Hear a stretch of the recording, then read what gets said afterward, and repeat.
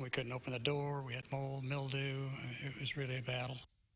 A battle the community stepped up to fight to save the beautiful and historic Lorraine Theater. A closer look at the renovations and when it could reopen. Also in tonight's Angel Among Us, what inspired a woman to volunteer at a local charity. Why she says she can't imagine doing anything else in our Town Hoopeston. And because it's summer break doesn't mean the learning takes a break. What teachers are doing to keep kids and their families engaged and reading in their community. This is WCIA3 News, Our Town Hoopeston, sponsored by Illinois Pork Producers and Best Western Plus, Green Mill Village Hotel and Suites Convention Center in amazing Arcola. We are celebrating Our Town 2020. This week, we're sharing stories from Hoopeston, home to the Corn Jerks in Vermilion County. While the Our Towns look a little different this year, we'll take you to unique places and introduce you to people who call Our Town Hoopeston home. Coming up, it's a Labor Day tradition, the National Sweet Corn Festival that draws people from all over. But the question on everyone's mind, of course, will the festival happen this year? Also, we'll introduce the Hoopeston Animal Rescue Team on a mission to find forever homes for their furry friends. How this no-kill shelter has grown to help more animals each day. And the historic Lorraine Theater has been the center of the community for decades. See how development around the theater has evolved through the years. Now, the town's name is unique, to say the least. So how did it get the name? WCIA3's Karina Rubio spoke with a woman who knows every last detail about Our Town Hoopeston. There's so much to learn. And there's no one better to learn about Our Town Hoopeston from than Carol Hicks. She knows the storybook inside and out. Hoopeston was built around 2 railroads. The city was laid out in 1871 and named after a man named Thomas Hoops, who offered land for the crossing of those 2 railroads. When he first came here, I think he was a sheep farmer. Hoopeston sprouted up fast within a decade of its foundation. It was officially incorporated as a city in 1877. Early churches in the area attracted people to call it home, but it was big business and manufacturing that truly made it a hot spot. From 1875 onward, canning factories popped up all over the town, and people came to make money. But fast forward to World War II, and a lot of the men were gone, and they needed people to help with the canning factories, to help shuck the corn, and they had to do it all by hand. So how did business survive? German prisoners of war started arriving in 1944. They were put to work. The women of Hoopeston were responsible for doing their laundry. My grandma Johnson used to do that. He didn't think they were bad. You know, most of the people around here didn't think they were bad. They were just young kids that got caught up in the war. And I think she kind of enjoyed talking to them. The canning factories gradually closed down toward the 80s and 90s. Only 2 still operate. It's become more of a bedroom community rather than a factory-built manufacturing community. But in honor of Hoopeston's agricultural roots, you can't forget to mention the town's National Sweet Corn Festival. The first one was held in 1938. It's been a staple for a while, except during World War II. And they stopped having the festival. Once the war was over, it started back up, and the people of Hoopeston and people from all over the country look forward to it every year. In Our Town Hoopeston, Karina Rubio, WCIA3, your local news leader. In a day where everything is going online, Our Town Hoopeston still has its own weekly newspaper. We spoke with the person behind it all. Jordan Crook is the editor of the Hoopeston Chronicle. He does a little bit of everything from writing the articles to taking the pictures. Crook grew up in Milford, went to DAC and then EIU. He's been with the paper for about 12 years. He landed back near his hometown and has learned a lot since then.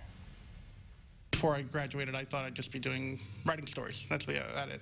But when I got out of college, I learned how to take photos, edit photos, lay out the pages, talk to community members, handle disputes, things like that. So it's maybe more of a rounded person, I guess. So. Crook says his favorite stories to cover involve anything school-related. When we reopen, we're looking at the fact that it's going to be the community center for all kinds of events. They're hoping that opening comes sooner rather than later. It's a project that's about 7 years in the making.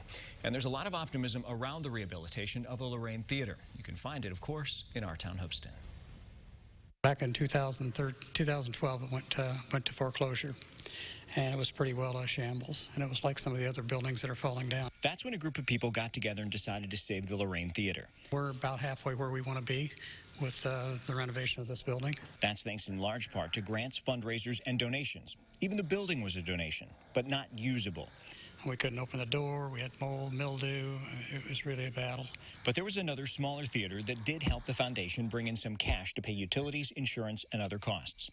What we did have and what we did get with this was another secondary theater down the street, which we call the Little Lorraine, and it was operational. So we started running movies there, and Fast and Furious 6 was our first movie, and we started running movies in there as was. That's not all. Got a grant for some of the tuck pointing. Some of it was donations. We did it brick by brick.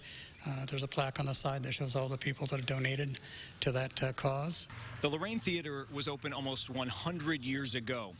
And now the renovations inside have taken almost a decade. And they're hoping it doesn't take another decade before they start selling tickets right here. Timeline-wise, I can't give you an answer. If we had the money, if we had $500,000, we'd finish it. Regardless of how long it takes, Jim Richards is confident the community is along for the ride.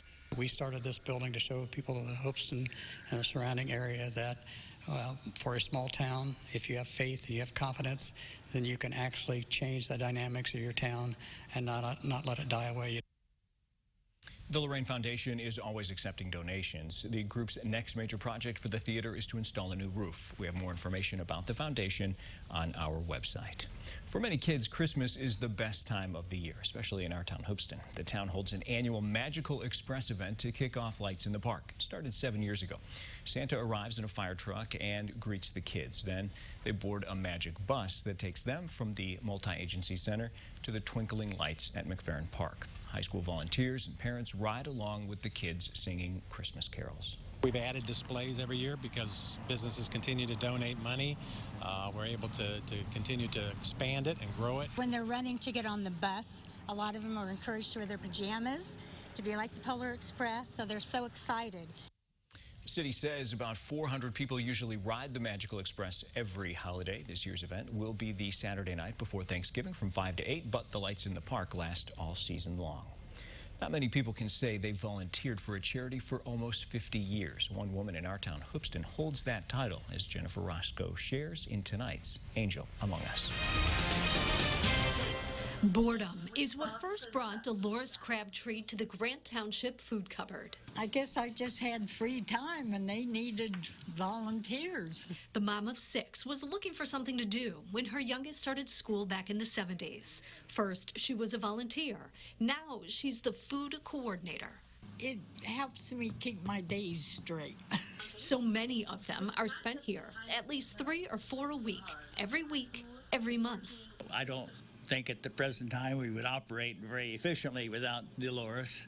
We'd all have to learn our new roles.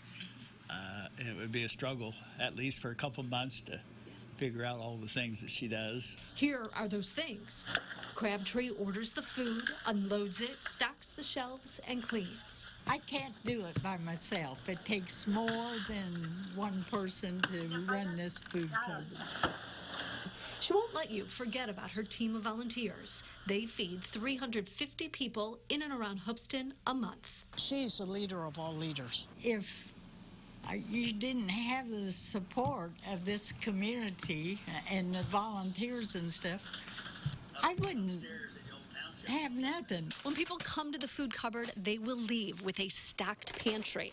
They get all of these baked goods. 2 huge boxes of canned goods are in here, crackers, some personal care items, and then they also get all of this frozen meat. You get that family that's got kids come in and say, if it wasn't for this, my kids wouldn't have food. And it's those stories that have kept the 84-year-old going for almost 5 decades. I figured the day will come when God says you're done, and I'll be done. But until that day, I'm going. I'm leaving, okay. You might think that's enough to keep Crabtree busy. No. She also delivers for Meals on Wheels, is a chaperone for Miss Sweet Corn pageant contestants, and is very involved in her church. Well, still to come, it may be summer break, but teachers are taking creative steps to keep kids engaged and learning during their summer break. Also, we'll head to the vault for a classic dining spot in our town, Hoopeston, where people cannot get enough of Henning's root beer stand.